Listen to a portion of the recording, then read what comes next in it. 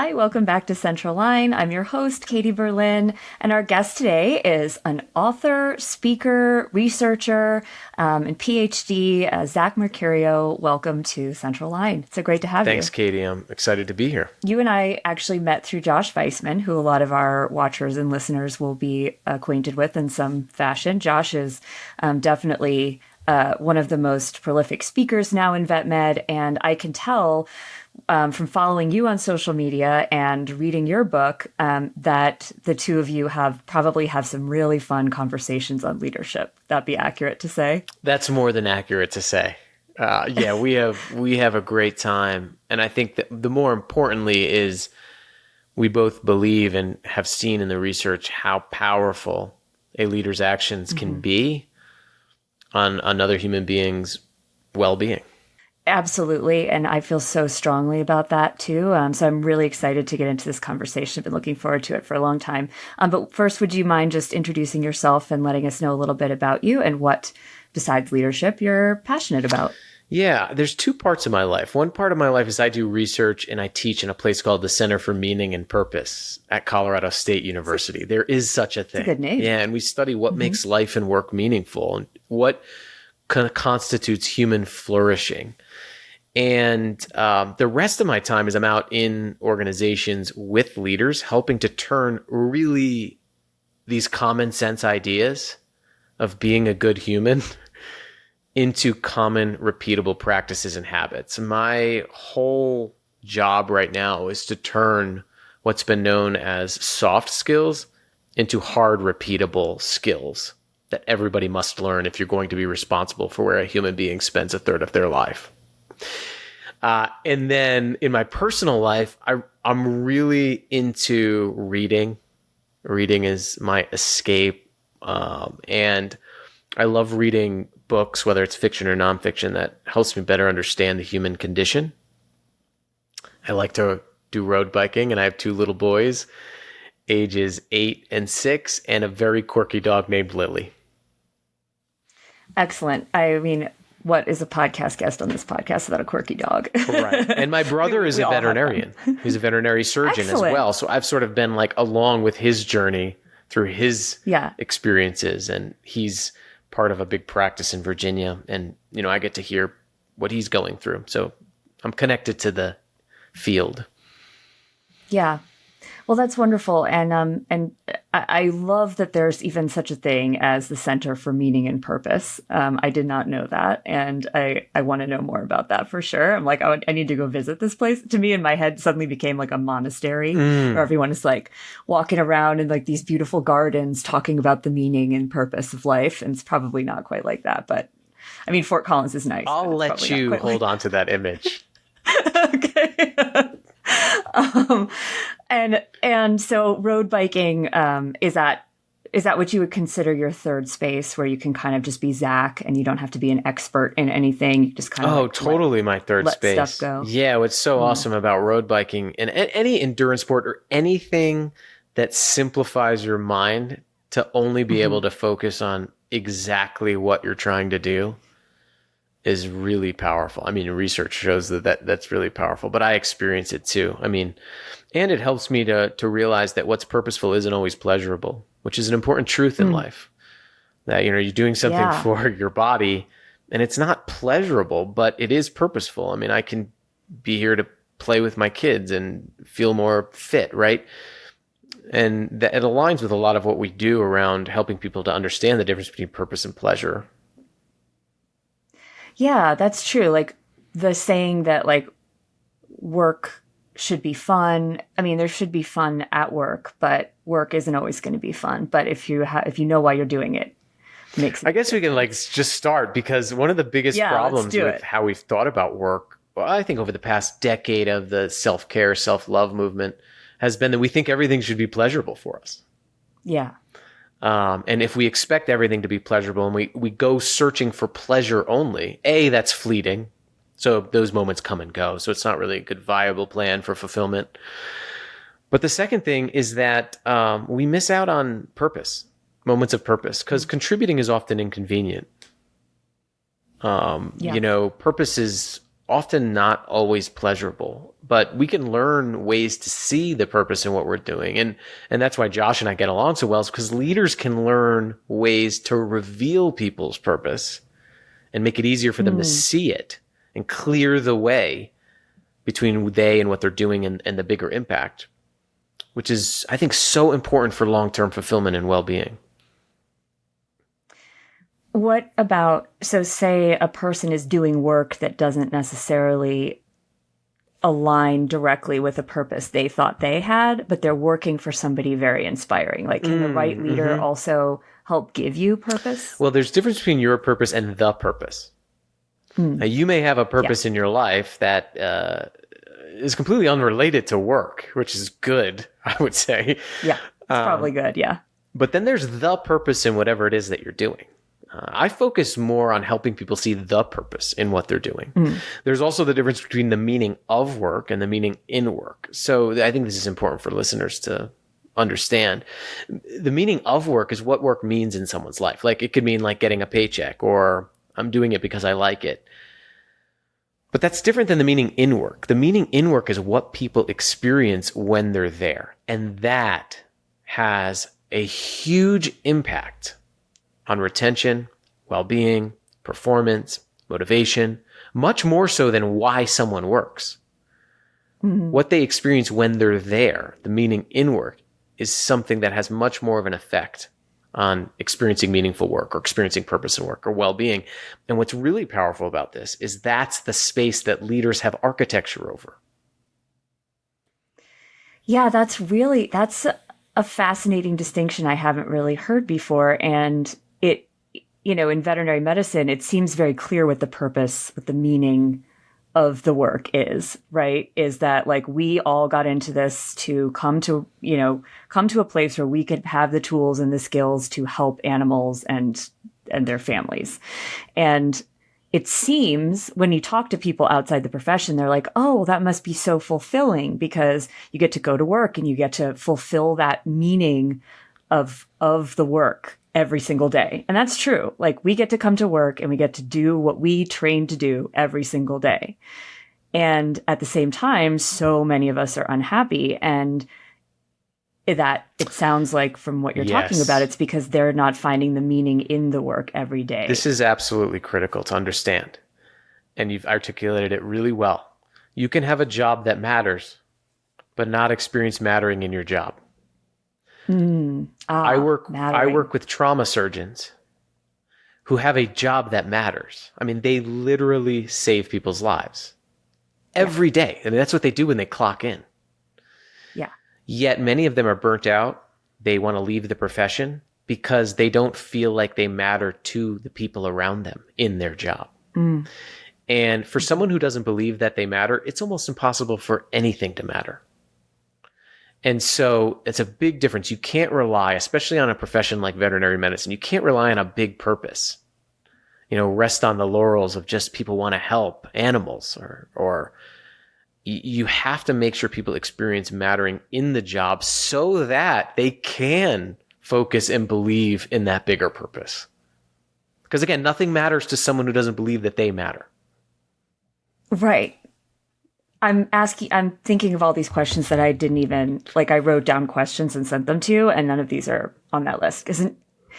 There's something that is a little switch that's being flipped in my head now, listening to you talk, because I've talked to a lot of people pretty recently in various organizations and in various levels of managerial seniority in those organizations, who say, well, I would love to be a better leader, but I just don't have time. Or I only can dedicate 30% of my time to managing my team, and the rest of the time I have to do my own work.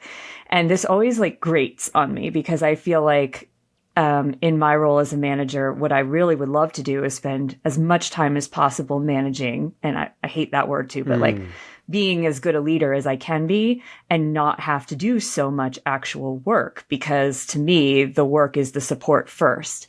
And people look at me like I'm very naive when I say that. And part of it is because I work in nonprofit, and I feel like maybe that is a little naive in a nonprofit. But would you say that a leader's primary job, even if they're running a company, that their primary job is to make sure that their team feels that mattering? Yeah. And this is where leaders get very confused, because a leader's job is to take care of the people doing the job.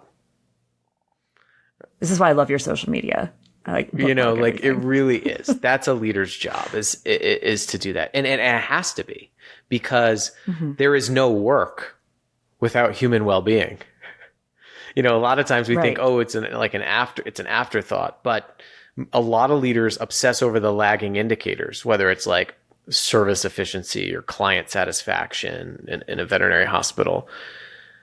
And they try to pursue those lagging indicators. Like, how do we get the patients in and out faster? How do we get these indicators up, these numbers up? How do we improve our margin? Like practice leaders, all of those things. Yeah. Those are effects. People are always the cause. Yeah. And if you don't invest in the leading indicator of something, you can't expect the lagging indicator to be stable. Turnover is going to go up and down. Margin is going to go up and down. Satisfaction is going to go up and down. You'll have good times, bad times. It's a roller coaster way of managing an organization, where if you focus on the people first and you trust that the lagging indicators will follow, and you take the long view, you create a stable, sustainable path of long-term performance. This is related to one of the things I was going to ask you about, which is a recent post that I saw on your social media. I am like, seriously, like the Zach Mercurio, like top fan, because I'm constantly like, that's exactly it. I think that's exactly what I want to say. And part of it is having spent so much time with Josh, which I'm very fortunate to have done. So like, I've completely absorbed the like positive leadership, purpose and path, psychological safety. Like I have absorbed it into my bones. And, but you had one recently that talked about the difference between recognition and appreciation and affirmation. And that's another thing that I had never seen put quite that way, because we use those words kind of interchangeably. It's kind of like, we empower our team. What does that mean exactly? Can you talk about the difference between those three things, what that means to you? Yeah, appreciation is, let's start with recognition, because a lot of us have employee recognition programs, right? Mm-hmm. Recognition is showing gratitude for what someone does. Appreciation is showing gratitude for who someone is. So that they showed up, that they showing gratitude that they are doing what they're doing, that they have these skills, that they have this personality. But affirmation is showing people the specific evidence of their significance. So for example, recognizing someone may be elevating their achievements or their work so other people can see them. Appreciation may be giving somebody, maybe a day off because, you see them, they've been struggling, and you can see that they're struggling and you're grateful for them. But affirmation is saying, hey, I noticed that you have these unique gifts and they make this unique impact, and doing that regularly. It's easy to say you appreciate somebody. It's easy to tell someone, to recognize somebody. You have to get up close to affirm somebody. You have to be a noticer to affirm somebody. And affirm comes from the Latin root, which means to firm up or to make stronger. And I love that, because when you affirm somebody, you're strengthening their self-belief that they matter, because you're giving them evidence that they matter. And what's in our environment, the evidence in our environment determines what we believe. And so that's the difference. And I want to go back, if you don't mind, Katie, to what you said about someone who says, I don't have time to do this. There are two things I want to highlight here. One is that at the organizational systemic level, it is true that many organizations take people's attention away from people. Some organizational environments don't even make it possible for people to care. For example, if you have such an obsession with efficiency metrics when it comes to clients, and you're trying to get people from one room to the next and one patient to the next, and that's what someone's rewarded on or incentivized on, then the environment is not making it possible for that person to care. So there are environmental design components that either make it possible or make it impossible for someone to care. So that's one level. But on the individual level, great leadership is really about optimizing interactions. All of what we know about what actually creates experiences of mattering, or experiences of feeling heard, or experiences of feeling valued, or motivation actually happen in daily interactions. So there are ways we can optimize the daily interactions we already have without adding more time to our plate to make sure people feel valued and know how they add value. I just wanted to go back to that because I think it was such a great point.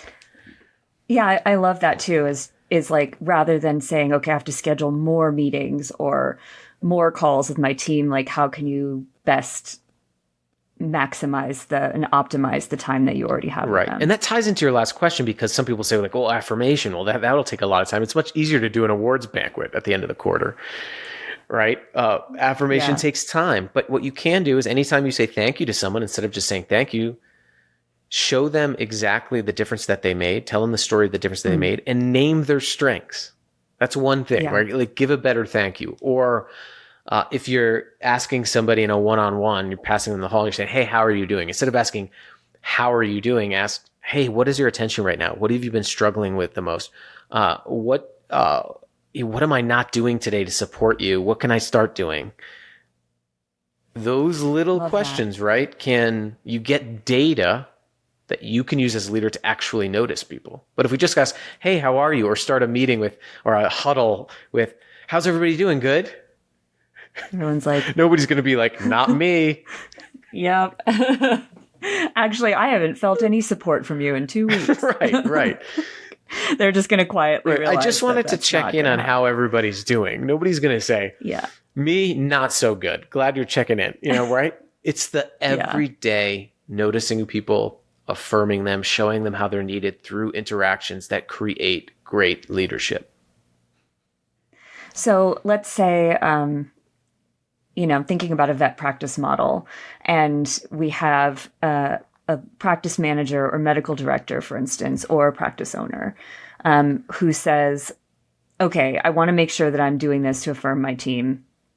But at the same time, I still have KPIs that are, put in front of me that I have to do. Like, how can a leader, this is a $1 million question, right? How can a leader in a sort of a micro environment that answers to a macro system of KPIs, how can they change sort of the culture and KPIs that they're looking at in their clinic to develop a new system of reward and affirmation? Yeah, I mean, there's a great quote by Simon Sinek, and he says, "Be the leader you wish you had."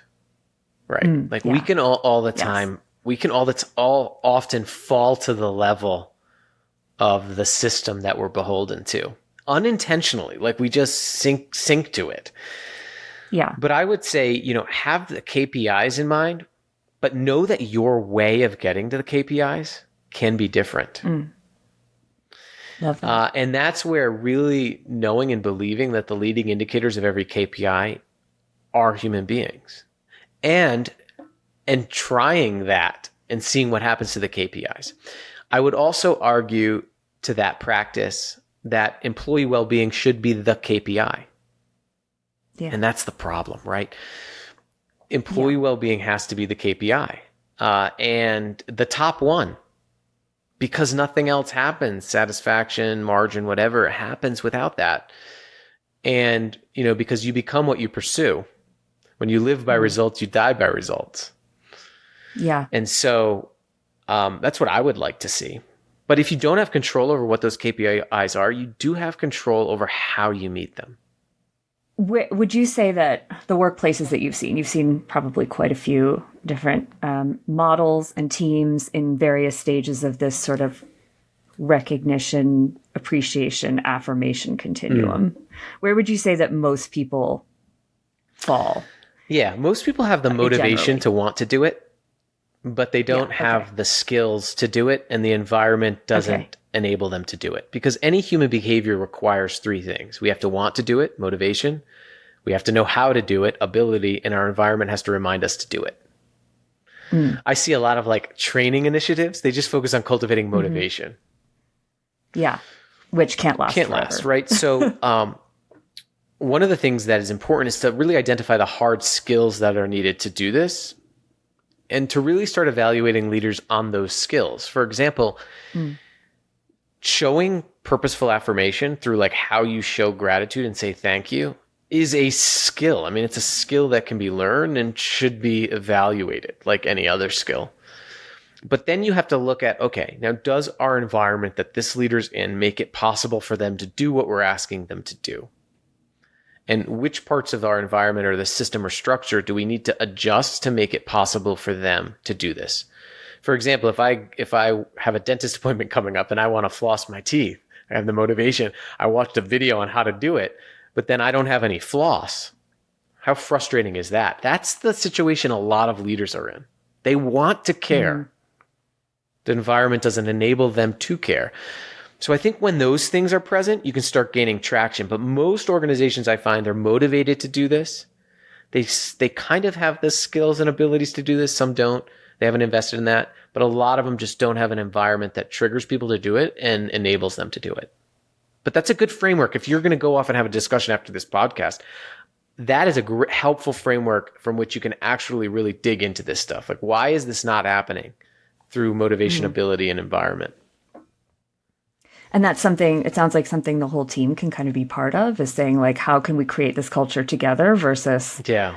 So I have your book. Oh, here. cool. So I'll put a link to Zach's book in the show notes, called The Invisible Leader. And it's great. And it's a good read in terms of like, you can take chunks, manageable chunks from it. You don't have to like sit down, in a quiet environment and like read through enormous sections at one time. It's very digestible. And there was something that I highlighted that you had said, invisible leadership asserts that the best leaders aren't people at all. Yeah. It removes people, positions, and power from the mix and rests on the importance of cultivating a compelling common purpose as the most powerful leader. And that sounds like a group effort. That is a group effort. To create that. And it's not, and leaders themselves are conduits of that bigger contribution, right? Once they let the contribution take over. And I'll give you an example. In this discussion, like say you have someone who has these KPIs, right? And they're all like metric focused.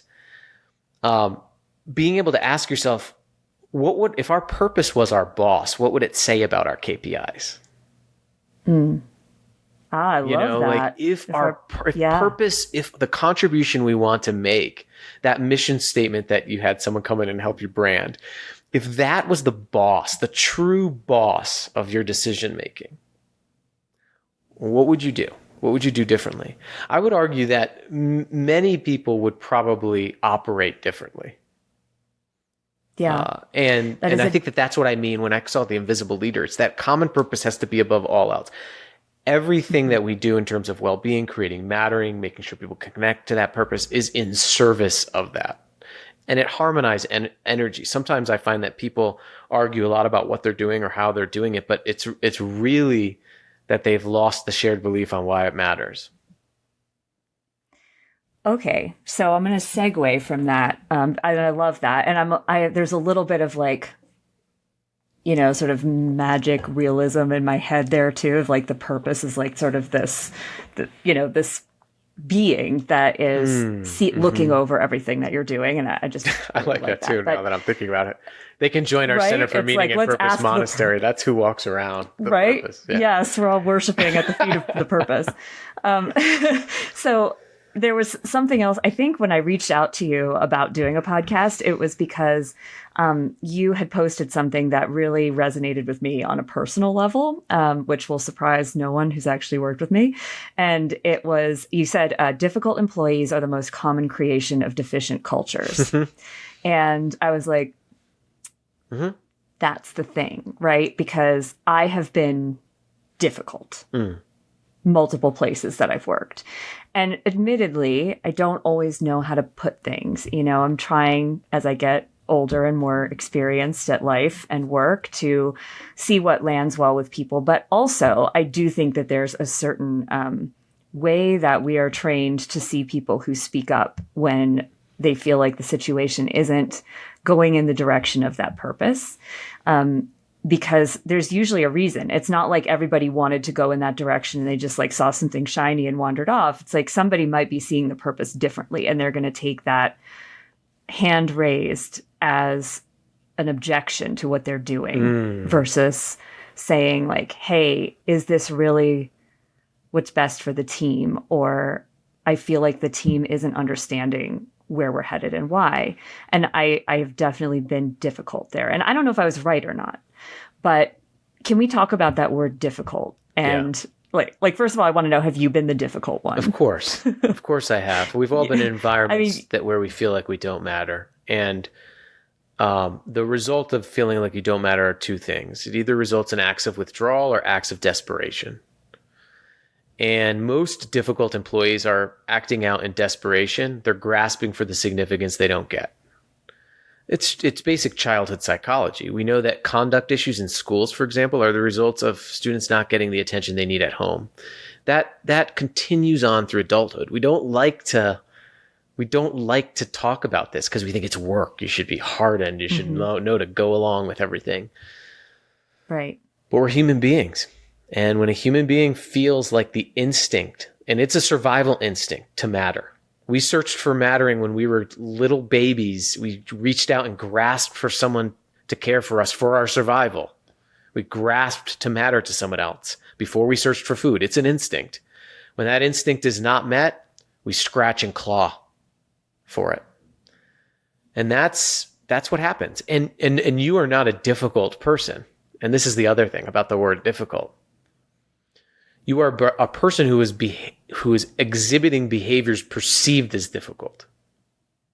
That's why I can't stand when people say to me, leaders say, oh, what do I do with like difficult employees or my disengaged employees? These are not disengaged employees. These are employees who are behaving in ways you're perceiving as disengaged. And when we start thinking about the behavior, well, no rational person can say, oh, well, behaviors are independent from the environment. Right? A human's behaviors, right? So then we start saying, okay, how is the environment that I'm creating complicit in manifesting the behaviors I say I don't want? Basically, how am I and the culture I'm contributing to this And it's problem? like the basic like biological, ecological principle of toxicity. If you put a healthy organism into a toxic environment, it will eventually become a toxic organism. Are there because sometimes I wonder if the difficult people are sort of the canary in the coal mine, to use kind of a gross analogy where the people who are sort of either checking out first or who are raising their hands first and maybe making meetings uncomfortable. This is a superpower of mine, is making meetings super uncomfortable. I'm really good at that. And I feel sometimes then it's just a matter of time before other team members start to feel that way too, if they're not already, or start to display behaviors of that attitude.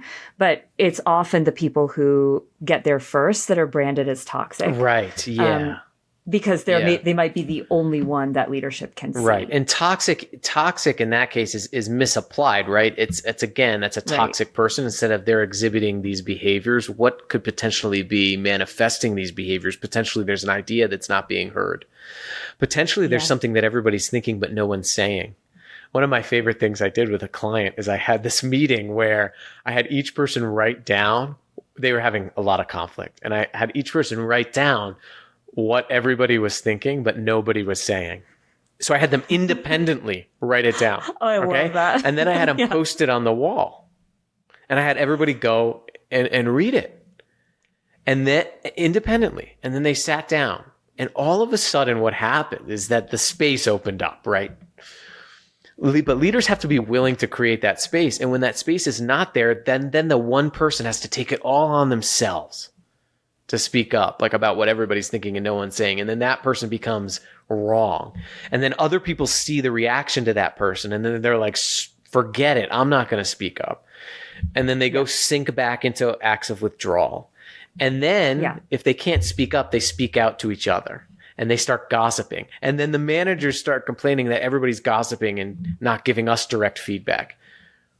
And then they hire consultants like us. But when in reality, or not, but when in reality, if you can just open up that space, right? To really create the space where it's safe for people to share what they're afraid to share.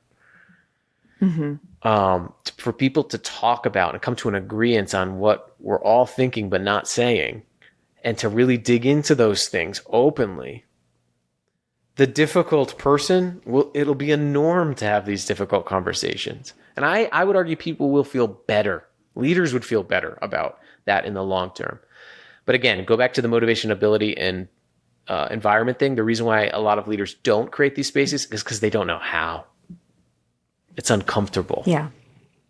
And they take things personally. Yeah.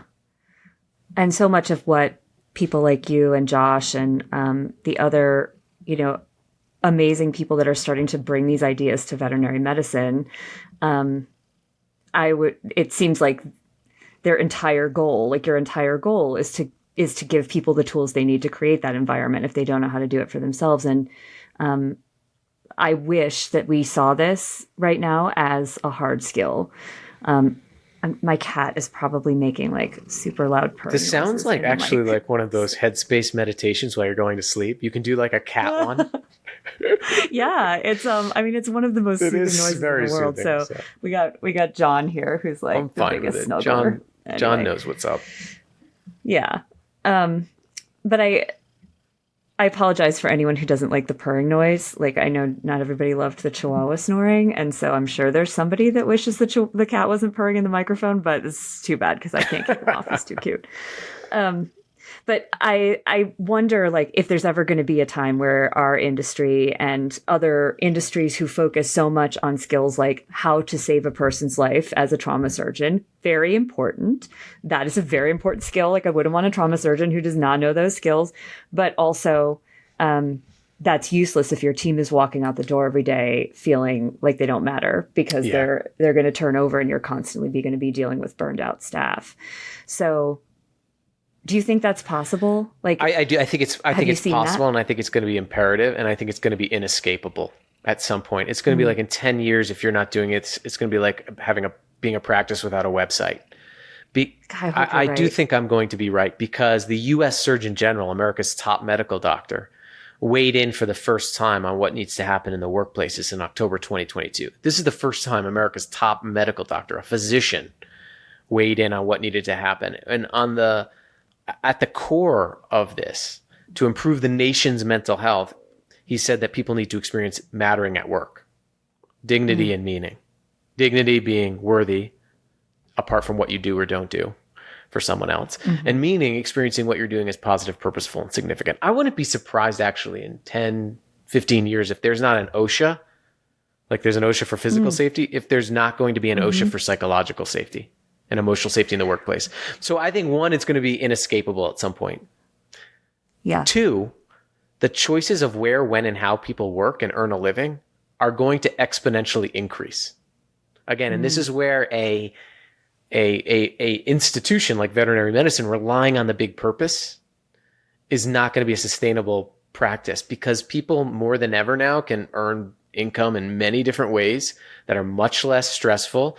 Worldwide literacy rates are going up, educational attainment's going up. All of that screams to me more choice of where, when, and how people can do the work. I wouldn't be surprised if at some point there's gig work for veterinary medicine, like that people can do where, when, and how they want to do it. The possibilities even for relief vets right now are incredible. Relief vets and techs could literally go anywhere. And so choices of where, when, and how people work are going to increase exponentially. So if you do not create places where people feel like they matter and like they want to work as a priority, you will inevitably be left with chronic staffing shortages and chronic people issues, which, as we talked about, result in all of the lagging issues, customer satisfaction, client retention, all of the things that we say we care about. I really don't think there's an option anymore. This AHA podcast is brought to you by CareCredit. CareCredit understands that all veterinary teams are busier than ever. To help patients get the care they need, the CareCredit Health and Pet Care Credit Card allows clients to access a budget-friendly financing experience anytime, from anywhere on their own smart device. They can learn, see if they pre-qualify, apply, and even pay if approved, all on that smart device. With just a tap, they have a friendly, contactless way to pay over time for the services and treatments their pet needs, whether it be a general, referring, or specialty hospital, as long as they accept the CareCredit credit card. And I mean, I know personally, for me, that's the most important thing. A pay cut would happily suit me if I could feel like I matter every day. And I know a lot of people are starting to realize that too, when they are going from clinic to clinic and just aren't feeling like they've found their place. A lot of people will come and say, like, I don't understand how I'm supposed to compete with corporate practices because they can offer so much better benefits or, more money. And it's not to say that corporate practices can't create cultures like this in their individual hospitals and as a general rule. And I think they should, like, they have the resources to dedicate to making sure they can do that in the best way. But a private practice who offers this culture of mattering and purpose has a huge leg up on most of the practices out there, because that's a very rare thing. Yeah, and a study of over 34 million people on why they left their jobs during the pandemic. Toxic corporate culture was 10 times more likely to predict someone making the decision to leave, than was payer benefits. Yeah. We've known that for years, right? Compensation. Yeah. This is important. There's a difference between compensation and valuing somebody. Compensation is compensating someone for their time and skill. That has to be at an appropriate, livable level, right? So that's another podcast. But it's compensation. Money is an inanimate object. So it cannot value Katie. It cannot value somebody. It can't appreciate someone. It can't recognize someone. It can't affirm somebody. It can be a symbol of those things, but only people appreciate people. Only people affirm people. Only people value people. So a lot of times, we rely on money, like to pay a physician really well. But even in those spaces, people who are getting paid well, they're leaving. Look at what's happening in education with our teacher shortage. Look at what's happening in healthcare with physician shortages. Obviously, something needs to be done. Yeah. Okay, so that leads into the last thing I was going to ask you about, which is the phrase, "You are not your job." I think you had said something in a post not too long ago where you talked about why that isn't always helpful to say to somebody. Because I see a lot of advice, that says, what, if you're not happy at work, like, if you can, just put your head down, do your job as best you can. Don't worry about what isn't yours to worry about. Go home and try to live a full and active life outside of work. And I am fundamentally incapable of doing that. Yeah, as is every normal human being. Right. And I say normal psychologically, like stable human being. Yeah. I mean, if you do that, you're fundamentally, it seems like you'd have to be really disengaged from what you're doing, because caring about growth and improvement and the culture around you and your teammates is such a huge part of work life. And you spend so much time there that, like, how is it possible for that not to become part of who you are? So what do you think is a better thing to say to people who are feeling kind of like, oh, there's all these things going on I can't control, but I can't leave. What do I do? Yeah, so there's no separation between work and life. It's something that was made up in the Industrial Revolution to get us to accept less from our workplace and make it easier for people to dehumanize us in our workplaces. It's just work. It's just a paycheck. It's just a job. When we say those things up to ourselves, we're deluding ourselves into actually accepting less from where we are, because we're compartmentalizing it. And it's much easier for a leader to be like, oh, they're just here for a payday. It's just a job for Katie. It makes it easier to dehumanize Katie in the job. That's an old tactic that's left over from the Industrial Revolution to separate work and life. Life occurs wherever a human being is living and breathing, right? That includes in work. So life occurs at work, and work is a part of life. And we have to believe that. And once we can believe that, we can expect more, which I think is important. Expect more for yourself and how you're treated in work. And at the same time, if we start expecting that, leaders have to expect more of themselves and what they create in work. But for an individual, I would also say this: you are not your job. Like, your job is not your identity of who you are. but your job is an inevitable way you express who you are.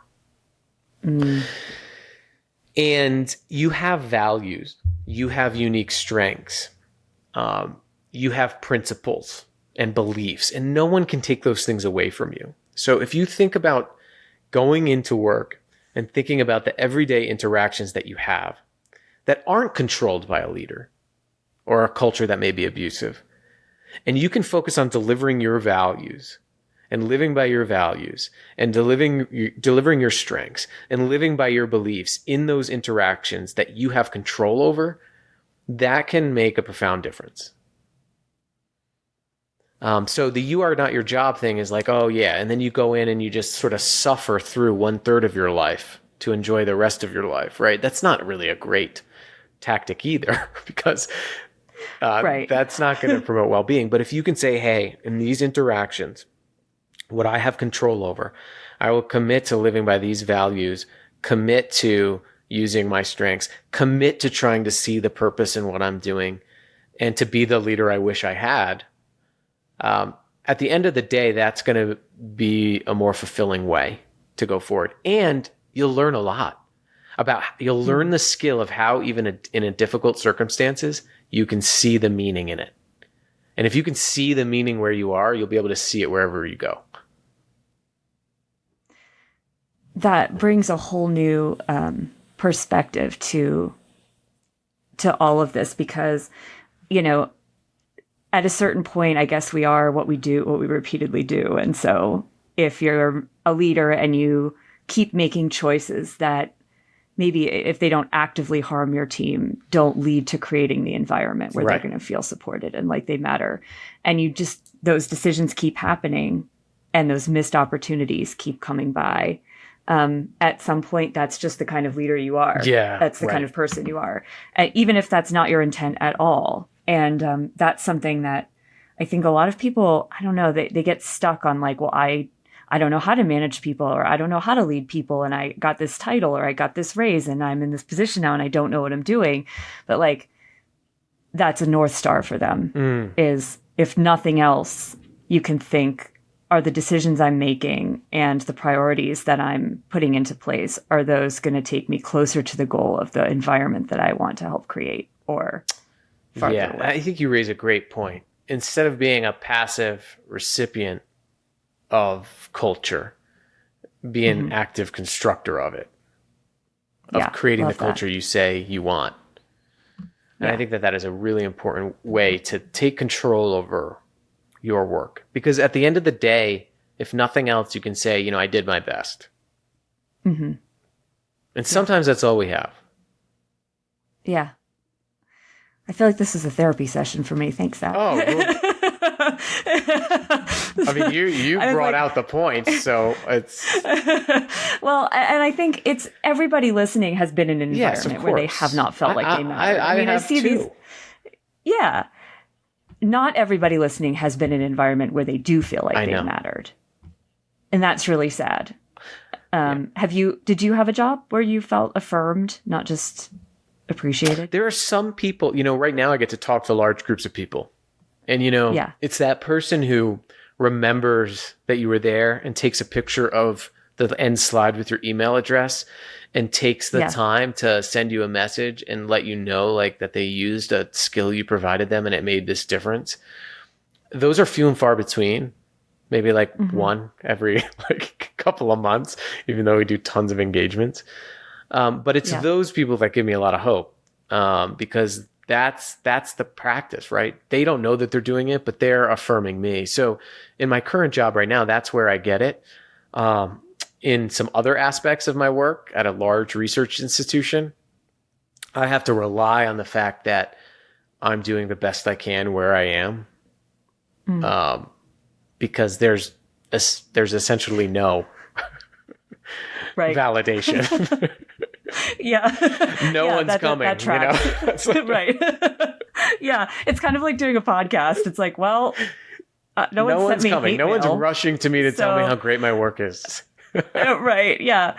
Well, I think you're doing great work. Thank you. I can't see what you're doing at the university, but this is so important. And honestly, like, I keep going back to your social media because, like, between you and Simon Sinek and Josh and Flourish, like that's my social media feed a lot of days. It's like the things that I'm stopping on are those, because I need to hear those things, and because they resonate so deeply with me as a new leader and somebody who wants to do a lot more leading of teams. Like that's my favorite part of the job.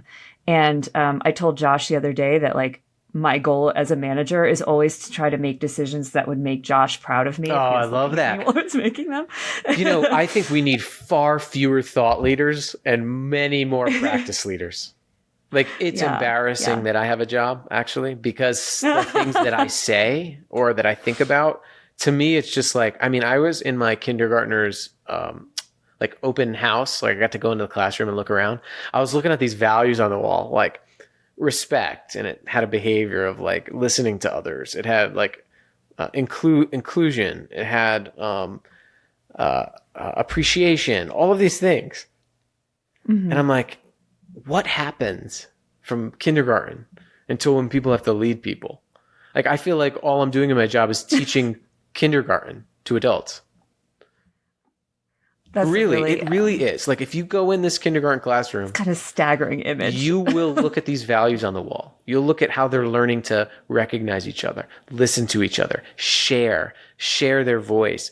And I'm not exaggerating. I mean, literally, that's what I do in my job for adults. I mean, it's a great gig, and I hope one day you're out of it. I do. I hope one day I'm just maintaining it, not trying to instigate it. And people are like, oh, Zach, all you talk about is mattering and purpose. I will keep saying it until you start doing it. Yeah. And I hope that's true. I mean, I know that's true. I see all of you. I'll keep saying it until you start doing it. Yeah. So when the data starts changing and 65% of people don't feel undervalued in work, and almost 70% of people don't feel forgotten in work, and when 10 times more, and toxic corporate cultures is not predicting people to leave 10 times more than pay, then I'll stop talking about it. I love that. That's a mic drop. So it's a goal for everybody listening or watching to go out and make it just a little fraction of a % closer to Zach being out of a job. Yes, that's great. Let's all work together to put Zach out of a job. All right. Well, Zach Mercurio, thank you so much for coming on. Where can people find you, find out more about you and what you do? I have a website, so you can go to my website, zachmercurio.com. And then connect with me on LinkedIn. I like LinkedIn. It's been great for me. I know other people have different opinions, but it's been great to find people who are really trying to take action to improve. I've found a lot of quote unquote practice leaders there that I can, a lot of the people that comment on the comment stream of some of my stuff, if you look at their titles, they're actually people out leading, which I love that. Yeah. That's like the best. So. Yeah. And then you too, if you follow Zach on LinkedIn, you too can get these nuggets of wisdom delivered to you every single day, or almost every day. And also don't forget the book. I'll put a link to that in the show notes. And it's an excellent companion to Josh's book. Oh, yeah. Thrive, which takes a lot of the same types of principles purpose, you're talking about. The P of purpose. Yes, this is a good deep dive into that.